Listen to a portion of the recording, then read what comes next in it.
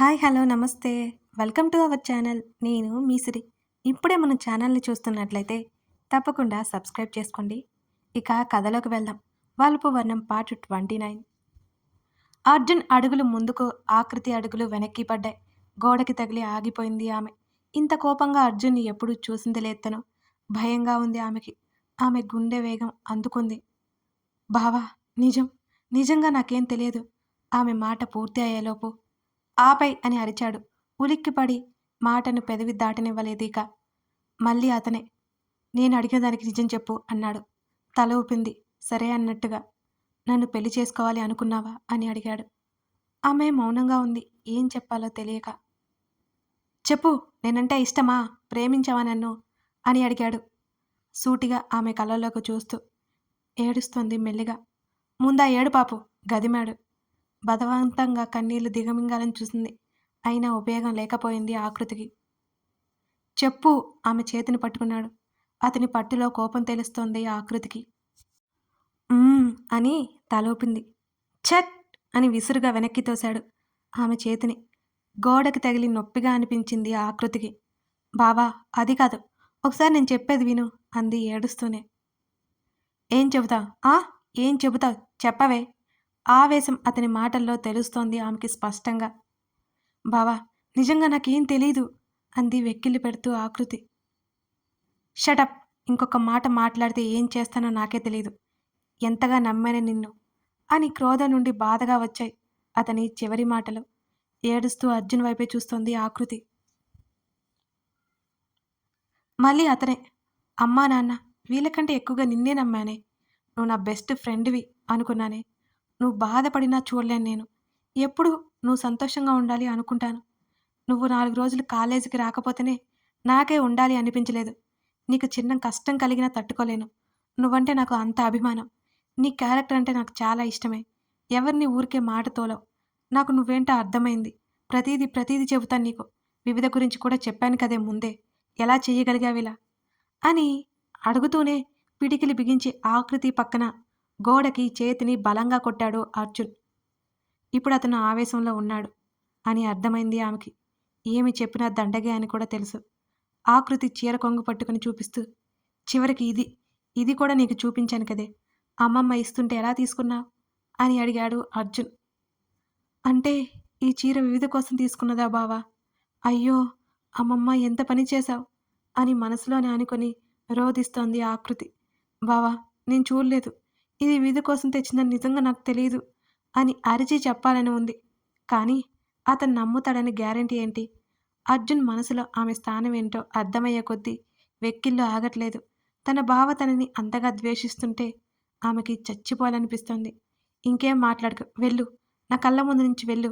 నువ్వు అనుకున్నట్టు ఏమీ జరగదు అని విసురుగా ఆకృతి చేతిని పట్టి డోర్ వైపుకి తోశాడు అర్జున్. ఏడ్చుకుంటూ తన గదికి వెళ్ళిపోయింది ఆమె. ఆమె అలా ఏడుస్తుంటే అతని గుండె చీలినంత బాధ కలుగుతోంది అతనికే తెలియకుండా.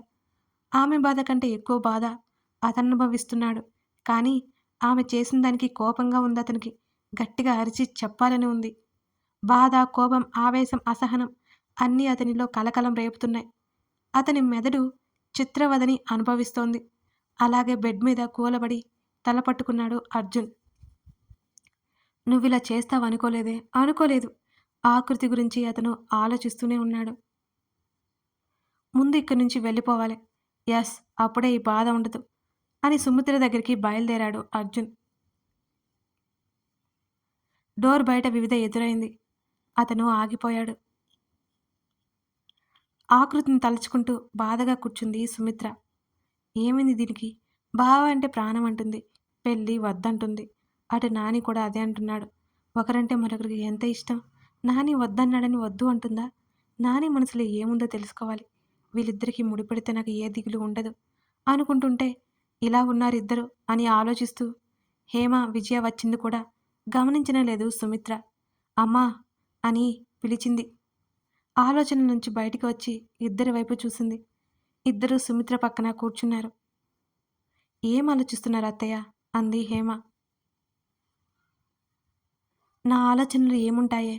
నా మనవళ్ళు ఇద్దరి గురించి తప్ప అంది సుమిత్ర.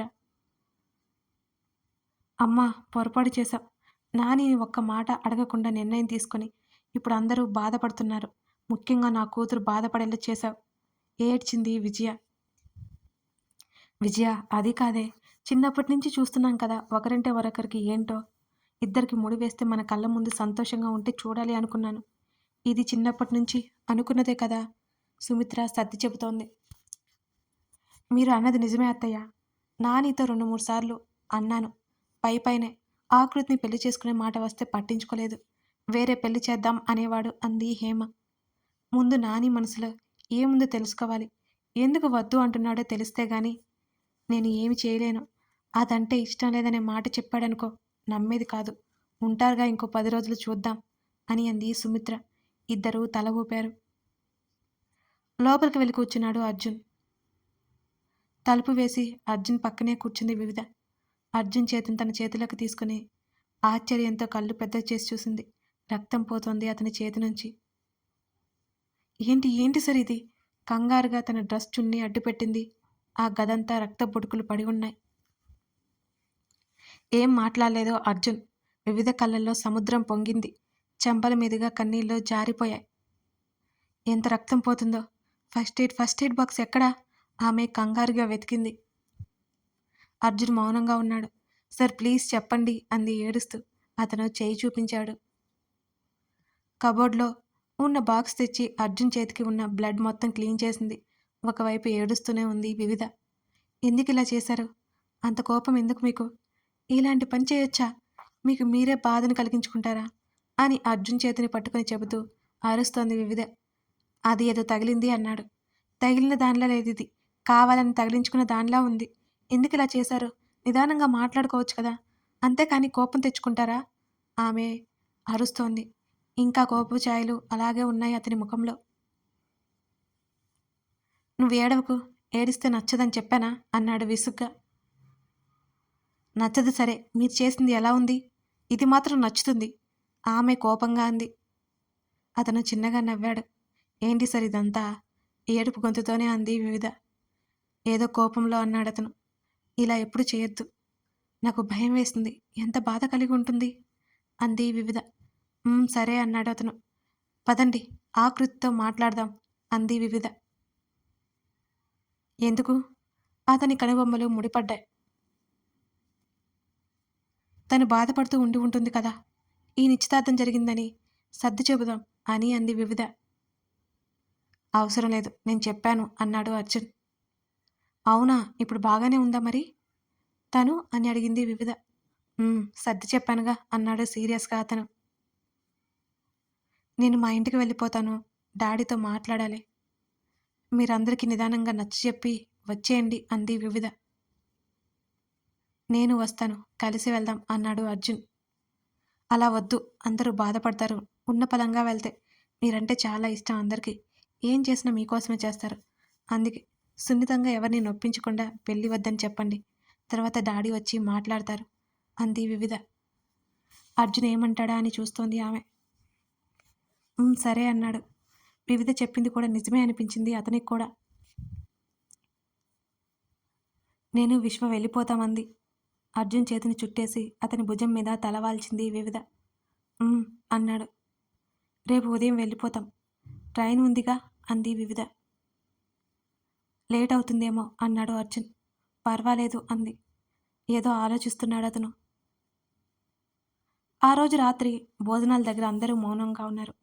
ఆకృతి తప్ప అందరూ వచ్చారు. ఆకృతి వివిధని ఫేస్ చేయలేక వివిధకి ఎదురుపడలేదు. సుమిత్ర గదిలోనే ఉండిపోయింది ఆకృతి. బేబీ అక్కడా అని అడిగాడు సురేంద్ర. ఆకలేదంది విజయ. అర్జున్ మౌనంగానే ఉన్నాడు. లేదంటే వదిలేస్తావా? కుర్చీలో నుంచి పైకి లేచాడు సురేంద్ర. తర్వాత తీసుకెళ్ళి పెడతాను, మీరు తినండి అంది విజయ చిన్నగా. అక్కర్లేదు, ప్లేట్లో పెట్టుకుని తనే తీసుకువెళ్ళాడు సురేంద్ర. అమ్మ పెట్టు అన్నాడు. అందరూ తినకుండా అటే చూస్తుంటే. హేమ పెడుతోంది. అమ్మ చాలు, ఏం ఆలోచిస్తున్నావు అన్నాడు. ఎంతకీ హేమ పెట్టడం ఆగకపోవడంతో. ఏం లేదు ముభావంగా చెప్పి పక్కకి వెళ్ళిపోయింది హేమ. అర్జున్ చేతికి సంగతి గుర్తొచ్చింది. ఇప్పుడు గనక అందరూ చూశారంటే హడావుడి పడతారు. ఏం చేయాలో తెలియలేదు అతనికి. నేను తర్వాత తింటాను. పైకి లేచాడు అర్జున్. శ్రీనివాస్‌కి అంతా అసహనంగా ఉంది. కోపంగా చూశాడు అర్జున్ వైపు. ఎందుకు తినట్లేదు నాని? అని అడిగింది సుమిత్ర. ఆకలేదు నానమ్మ అన్నాడు అర్జున్. నాని నువ్వెందుకిలా చేస్తున్నావో కానీ తిను అంది. నిజంగానేనమ్మా అన్నాడు అర్జున్. వివిధకి అర్థమైంది. తనే స్వయంగా తినిపించాలని ఉంది అతనికి. కానీ ఎలా? నాని అన్నం ముందు నుంచి లేవకూడదు నాన్న. సుమిత్ర బ్రతిమాలినట్టు చూసింది. అయితే నువ్వే పెట్టు అన్నాడు. సరే ఇటురా పిలవగానే కుర్చీని ఆమె పక్కకు లాక్కుని కూర్చున్నాడు. సుమిత్ర పెడుతుంటే తిన్నాడతను. వివిధ నవ్వుకుంది. విశ్వకి అర్జున్ ఎందుకిలా చేస్తున్నాడో తెలియలేదు. కిటికీలో నుంచి బయటకు చూస్తోంది ఆకృతి. ఆమె మనసంతా భారంగా ఉంది. బేబీ సురేంద్ర పిలిచాడు. వెంటనే కళ్ళు తుడుచుకుని డాడీ అంది చిన్నగా నవ్వి.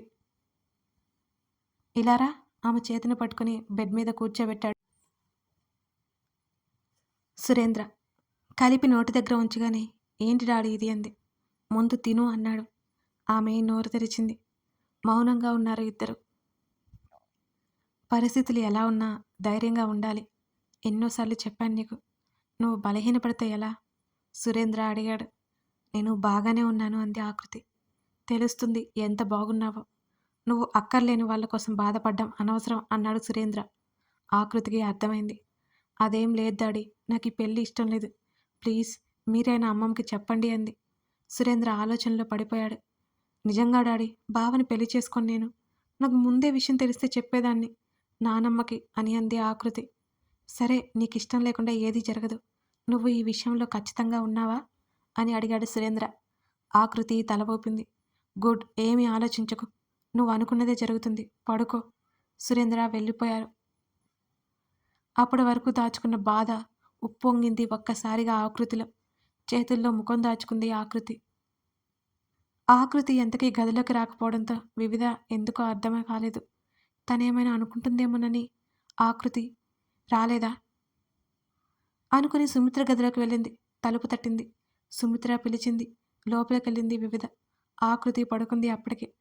అమ్మమ్మగారు అంది చిన్నగా. రా అమ్మాయి కూర్చో అంది సుమిత్ర. ఆమె పక్కన కూర్చుంది. ఆకృతి రాకపోవడంతో ఇలా వచ్చాను చూద్దామని అంది వివిధ. పొద్దునుంచి ఏడుస్తూనే ఉంది. బాధగా ఆకృతి వైపు చూస్తూ చెప్పింది. ఏడుస్తుందా? ఎందుకు? వివిధకి అర్థం కాలేదు. అయోమయంగా ఉంది ఆమెకి. పెళ్ళి వద్దంటే చెబితే సరిపోయేది కదా. ఎందుకు ఏడుస్తుంది? అందరి నవ్వు కోరుకునే ఆకృతి ఏడుస్తుందనగానే బాధగా అనిపించింది వివిధకి.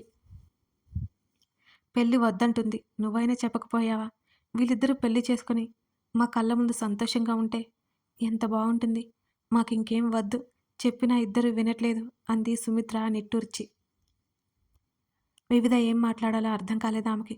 తనేమి మాట్లాడగలదు? ఇదంతా వినడానికి ఇబ్బందిగా ఉంది ఆమెకి. అటు నాని వద్దంటే వద్దు అంటున్నాడు.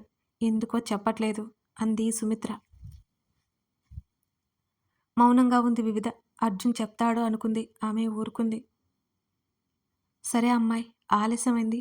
నువ్వు పడుకో అంది సుమిత్ర. అది అమ్మమ్మ, నాకు భయం అని చెప్పేద్దాం అనుకుని ఆగిపోయింది వివిధ. తలూపి మేడ మీద గది వైపుకి వచ్చింది. అక్కడ బాల్కనీలో నిలబడి ఇంటి వెనక భాగం వైపు చూస్తూ కనిపించాడు అర్జున్. అతనికి ఏడుస్తున్న ఆకృతి రూపం గుర్తుకొస్తుంటే మరింత బాధగా మారింది అతని మనసు. గట్టిగా కళ్ళు మూసుకుని తెరిచి వెనక్కి తిరిగాడు. వివిధ కనిపించింది అతనికి ఎదురుగా. ఇంకా పడుకోలేదా అని అడిగాడు. లేదు, ఆకృతి దగ్గరికి వెళ్ళొస్తున్నా అంది వివిధ. ఎలా ఉంది? ఏం చేస్తుంది అని అడగాలి అనుకుని ఆగిపోయాడు అర్జున్. పడుకుంది తను. నేను వచ్చేస్తున్నా. మీరు కనిపిస్తే ఇటు వచ్చాను. నిద్ర పట్టలేదా? అతని చేతిని పట్టుకుంది వివిధ. అదేం లేదు. నాకు పట్టట్లేదంది. ఎందుకు? ఆకృతి లేదు. భయంగా ఉంది. బిక్కమొహం వేసుకుంది వివిధ. నవ్వేశాడు అర్జున్. ఆకృతి కూడా చీకటంటే భయమని అతనికి గుర్తొచ్చింది. హలో సార్, నవ్వుతారేంటి? ఒక్కళ్ళు ఉంటే తెలుస్తుంది. మూతి తిప్పింది వివిధ. అంటే అని అడిగాడు. మీ ఇద్దరు ఉన్నారు. మీకేం భయం అంది వివిధ. వాట్? అయోమయం అతనిలో. అవును అన్నది వివిధ. పిచ్చి, నువ్వేమైనా చిన్న పిల్లవా భయపడ్డానికి? అది మళ్ళీ నన్ను ఇన్వాల్వ్ చేయడం. అర్జున్ నవ్వాడు. మీకు నవ్వు మీ నవ్వు ఎంత బావుందో మెటికలు విరిచింది వివిధ. అతను జుట్టు చెరుపుకున్నాడు. వివిధ కూడా నవ్వింది. టెర్రస్ మీదకి వెళ్లి మెట్ల వైపుకి తీసుకెళ్ళింది అతన్ని. అక్కడ కూర్చున్నారు ఇద్దరు. మాట్లాడుతూ అర్జున్ భుజం మీద వాలి నిద్రపోయింది వివిధ. అర్జున్ గోడ కానుకొని కళ్ళు మూసుకున్నాడు. తర్వాత రోజు ఉదయం అర్జున్ కోసమని సుమిత్ర అర్జున్ గదికి బయలుదేరింది. కథ కొనసాగుతోంది. ఇప్పుడు సుమిత్ర అర్జున్ వివిధని అలా చూస్తే ఏం జరగబోతోంది? అర్జున్ ఏం చెప్పబోతున్నాడు? గెస్ చేస్తే కామెంట్ చేయండి. తెలుసుకోవాలి అంటే తర్వాత భాగం చూడాల్సిందే. ఇప్పటి నుంచి కథ అస్సలు మిస్ అవ్వద్దండి. బోలెడన్ని మలుపులు తిరగబోతుంది. Wait and watch. Thank you for watching this video. మరో ఎపిసోడ్తో మళ్ళీ కలుద్దాం.